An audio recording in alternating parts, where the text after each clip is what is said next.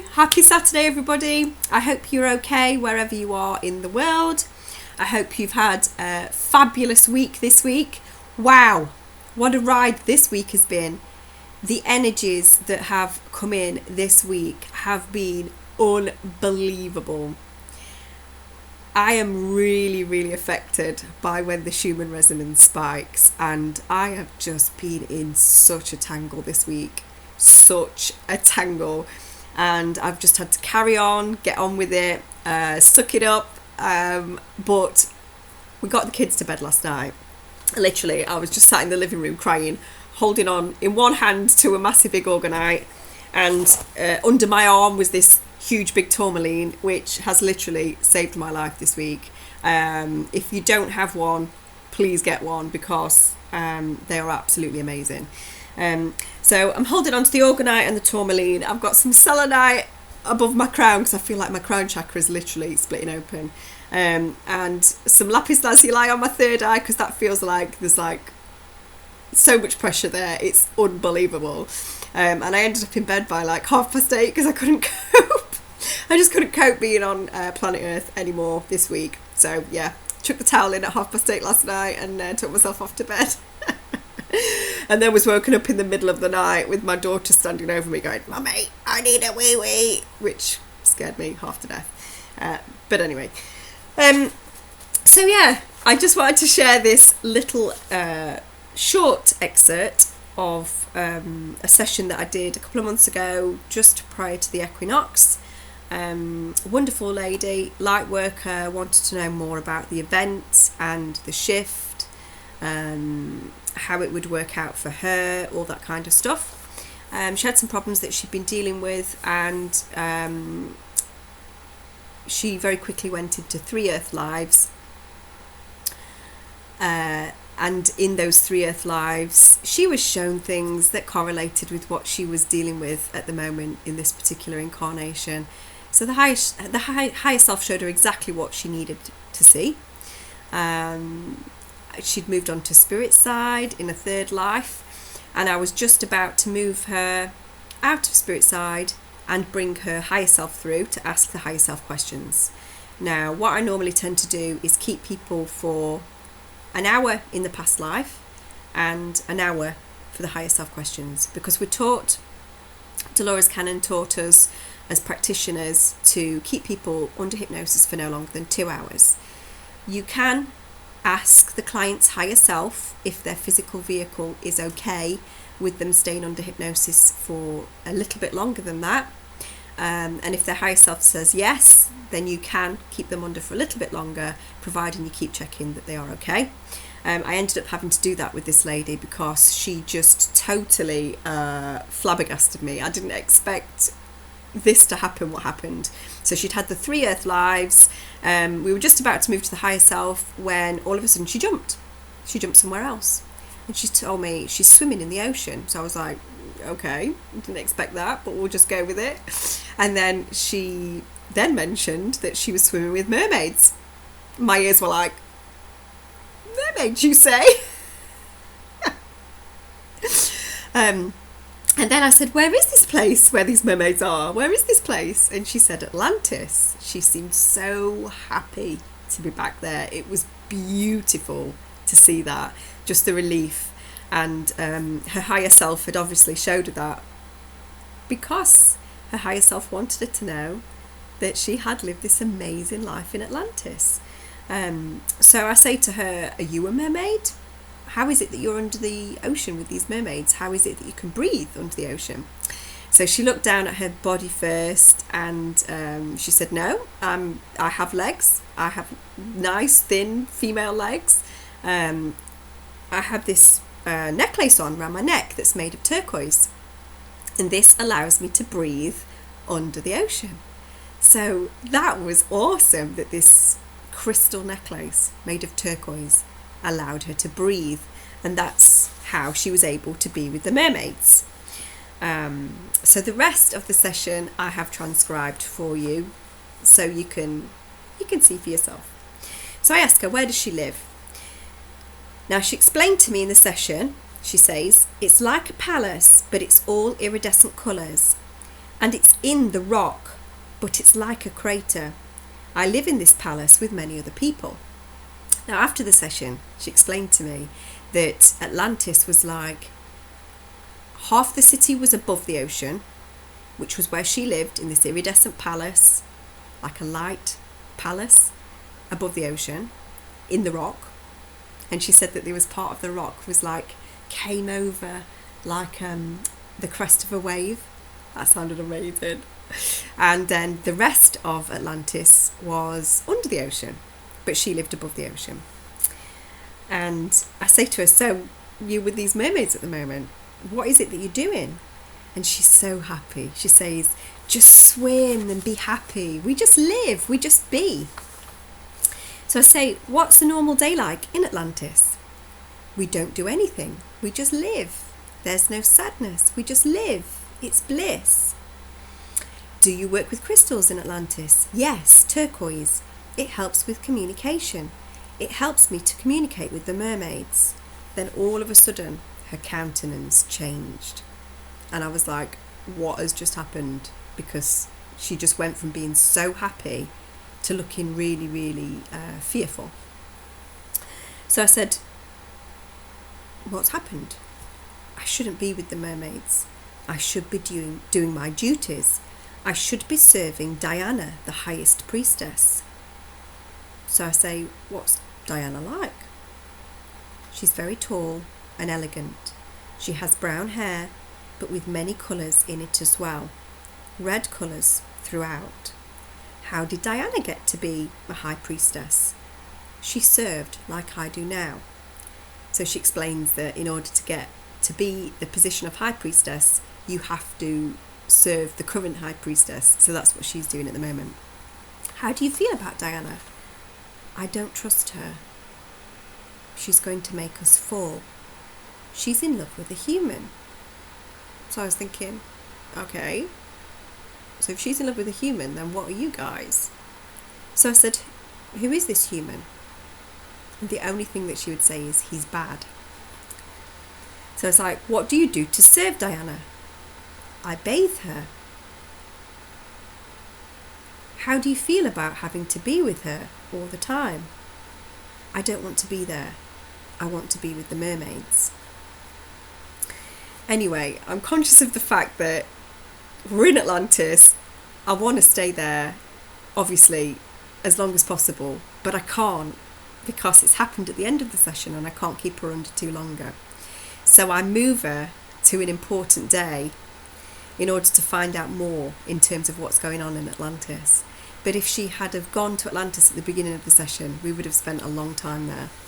So I move her, and now she explains to me she's looking at a pool. And I say to her, why are you looking at this pool? What's special about this pool? There's images in the pool. There's destruction in this pool. What is this pool that can show you these images? And then she just says to me, we're doomed.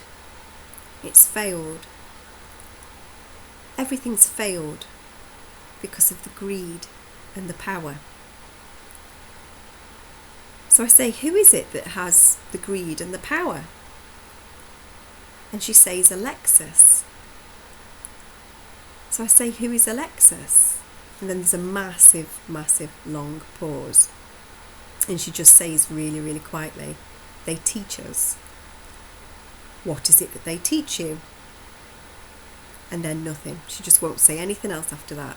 And I get the impression it's because she's scared. She's frightened that she's speaking out. She's saying too much. She shouldn't really be talking to me about this. So then I try and get her back talking to me again, and I say, what is it that you can see? Tell me what you can see. I see big waves. Everything is sinking into the ocean. How did this happen? And then again, she took a long time to respond.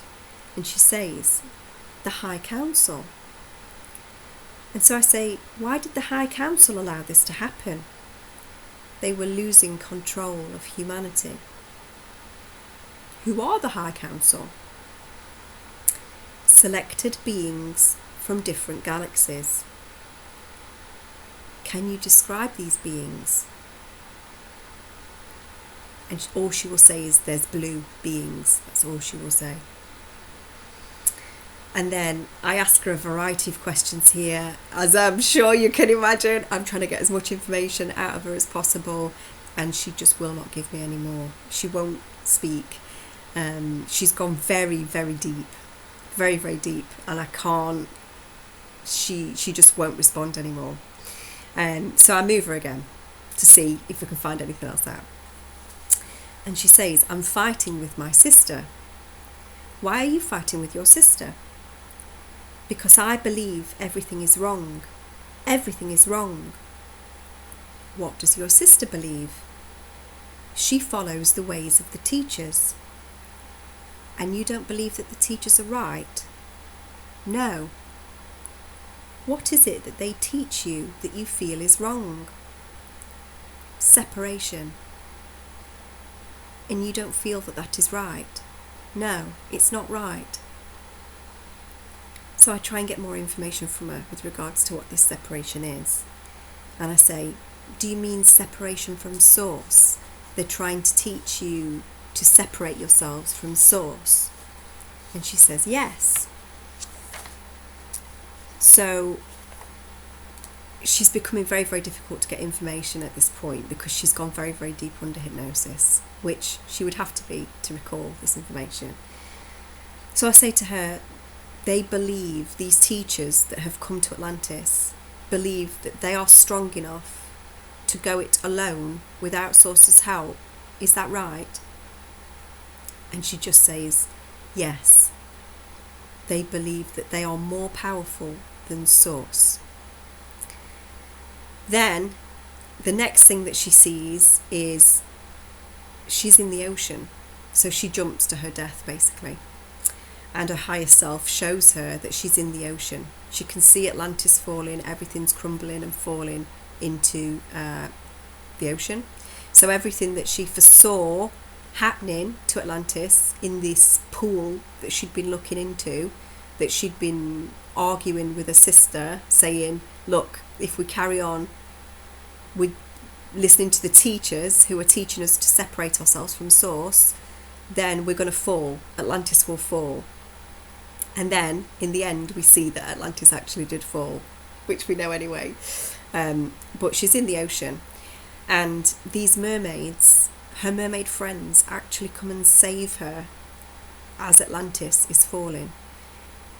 But it's really, really sad because all she can do is literally just stay with the mermaids because she can't breathe under the water. She doesn't have her necklace with her. So she describes, in the end, she just lets go of the mermaids and she floats to the bottom of the ocean. And that's where we left her at the end of this session. And then I brought her higher self through and we asked questions about the life that we'd just seen. But I thought it was incredible that this lady had come to see me. She wanted to know more information about the shift. She wanted to know more information about her, what her role is in the shift. And she ends up getting shown, after she deals with all of her karma, she ends up getting shown this incredible life where she lived in Atlantis. She was training to be a priestess. She did not trust the high priestess, who ended up getting involved with these humans who taught separation from Source, who caused, ultimately, the High Council to allow Atlantis to fall because they had totally separated themselves from their creator, Source. And this lady got to see that she lived a lifetime in Atlantis, and now she's here again on Earth, right now, going through the great shift, the biggest thing to happen in the universe. All eyes are on Earth right now. And again, she's right here as a light worker, trying to keep people on the path of the light, just like she was doing in that lifetime in Atlantis. And that, for me, I thought was just absolutely incredible, that she really is the light.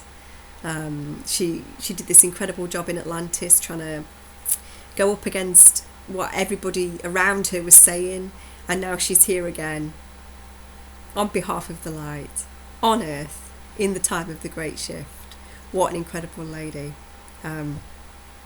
So the only other thing that came out at the back end of this lady's session, when I asked the higher self questions, was that this actual lady came from Sirius to Earth. So that was the place where she was before she came to Earth. Her last place was Sirius. So that was good for her, that she found out where she'd come from prior to coming to Earth. And she also said, again, timescales are fluid, the higher self is in the now. They don't have the best handle on timescales, as we know. But this lady's higher self also said that the big energy shift, the biggie, the one that moves us in vibration to resonating with the frequency of the new Earth, does come in at the winter solstice, which also backs up an earlier video that I did with my friend Fran, who is also a QHHT practitioner, who also said that the big wave would be coming in at the end of 2019, beginning of 2020. So that was kind of another little for me. And you know what? No matter when the big wave comes in, what a time to be alive. What a time to be alive. If you're watching this video, you are awake on planet Earth, which is being watched by every being in the universe right now. They all want to see how the shift is going to happen with the humans and all the other beings on planet Earth. And yes, it's hard. It is hard being in 3D. God knows it's hard being in 3D. But we chose to be here for a reason. We chose to be here because we are the light. We are the light. That's why we're here. That's why we are the ground crew. That's why we do what we do. Because we're here on behalf of Creator to be the light, to hold the light in the time of the Great Shift on planet Earth. And you know what? There's nowhere else I would rather be. And I'm going to end this video on that for today. I hope you have a wonderful weekend. Do something for yourself today that makes you feel really happy. For me, it's having a bath. And I don't very often get time to have one. I'm not saying I stink or anything. I have a shower, but I don't very often get the opportunity to have a nice relaxing bath. So that's the thing that I'm going to promise myself today. At some point when I get a minute, I'm going to have a nice relaxing bath. So do something for you today that makes you happy. Thank you for listening, and I will see you again soon. Take care. Bye.